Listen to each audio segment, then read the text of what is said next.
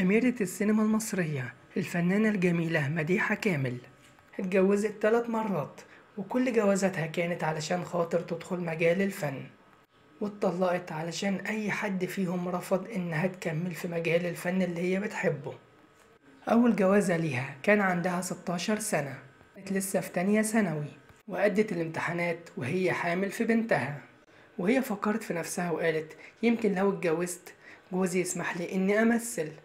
وبالفعل الجوازة الأولى كانت من رجل أعمال ووافق إنها تمثل، ودخلت التمثيل بالصدفة البحتة.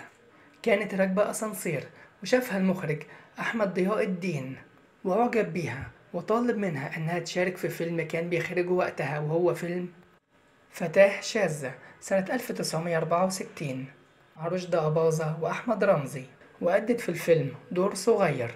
لكن جوزها الأول حس بالغيرة وطلب منها إنها تتفرغ للحياة الزوجية، لكنها رفضت وطلبت الطلاق، وبالفعل اتطلقوا. وكان عندها طفلة من جوزها عندها 1.5 سنة وقت ما اتطلقت منه. وبعد 3 سنين اتجوزت تاني من المخرج شريف حمودة.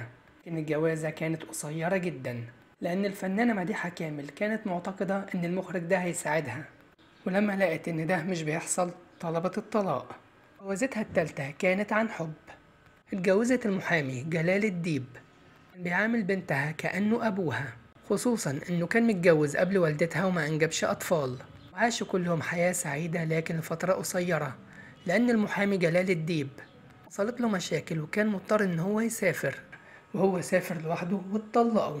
فكانت كل جوازاتها من أجل الفن، وبرضه اتطلقت 3 مرات علشان حبها للفن. ومن ضمن المواقف الغريبة حياة الفنانة مديحة كامل، كانت بتصور مسلسل اسمه البشاير، نجح في وقتها المسلسل ده.